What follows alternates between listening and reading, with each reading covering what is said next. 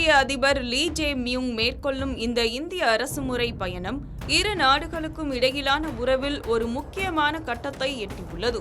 கடந்த 8 ஆண்டுகளில் தென்கொரிய அதிபர் ஒருவர் இந்தியா வருவது இதுவே முதல் முறை என்பதால் இந்த சந்திப்பு இரு நாட்டு தலைவர்களுக்கு இடையிலான உரையாடல்களை மீண்டும் வலுப்படுத்தியுள்ளது. பிரதமர் நரேந்திர மோடியுடன் நடைபெற்ற பேச்சுவார்த்தையில் எடுக்கப்பட்ட முடிவுகள் மற்றும் எதிர்கால திட்டங்கள் குறித்து விரிவாக பார்க்கலாம். புதுடெல்லியில் நடைபெற்ற இருதரப்பு பேச்சுவார்த்தையில் சிப்ஸ் முதல் கப்பல்கள் வரை, அறிவுசார் திறன் முதல் எரிசக்தி வரை என பல்வேறு துறைகளில் ஒத்துழைப்பு அதிகரிக்க இரு தலைவர்களும் ஒப்புக்கொண்டுள்ளனர். தற்போதைய இருதரப்பு வர்த்தக அளவான $27 பில்லியன் 2030க்குள் $50 பில்லியன் உயர்த்தவும், இதற்காக இந்தியா கொரியா நிதிமன்றம் மற்றும் தொழில்துறை ஒத்துழைப்பு குழு ஆகியவற்றை உருவாக்கவும் முடிவெடுக்கப்பட்டுள்ளது. குறு, சிறு மற்றும் நடுத்தர நிறுவனங்களுக்கான விதிமுறைகளை எளிமைப்படுத்தவும் புரிந்துணர்வு ஒப்பந்தங்கள் செய்யப்பட்டுள்ளன. செயற்கை நுண்ணறிவு, செமிகண்டக்டர்ஸ் மற்றும் தகவல் தொழில்நுட்பத்தில் இணைந்து செயல்பட இந்தியா கொரியா டிஜிட்டல் பாலம் என்ற புதிய முன்முயற்சியும் தொடங்கப்பட்டுள்ளது. அதேபோல் கப்பல் கட்டுதல், உருக்கு தொழில், துறைமுக மேம்பாடு மற்றும் நீடித்த நிலைத்தன்மை சார்ந்த திட்டங்களிலும் ஒத்துழைப்பு உறுதி செய்யப்பட்டுள்ளது.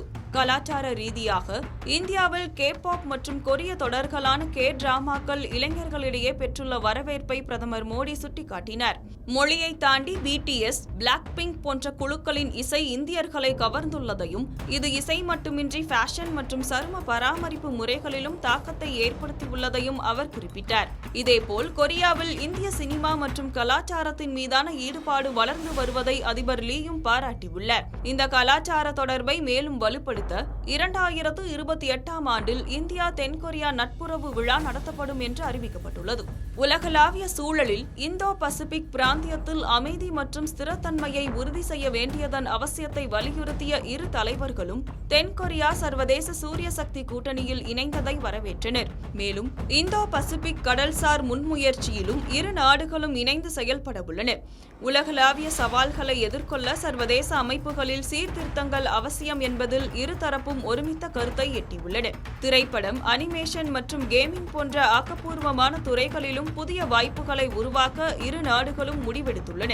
வர்த்தகம், தொழில்நுட்பம் மற்றும் கலாச்சாரம் என பல்வேறு பரிணாமங்களை உள்ளடக்கிய இந்த ஒத்துழைப்பு ஆசியாவின் முக்கிய பொருளாதார சக்திகளுக்கு இடையிலான எதிர்கால உறவிற்கு ஒரு வலுவான அடித்தளத்தை அமைத்துள்ளது.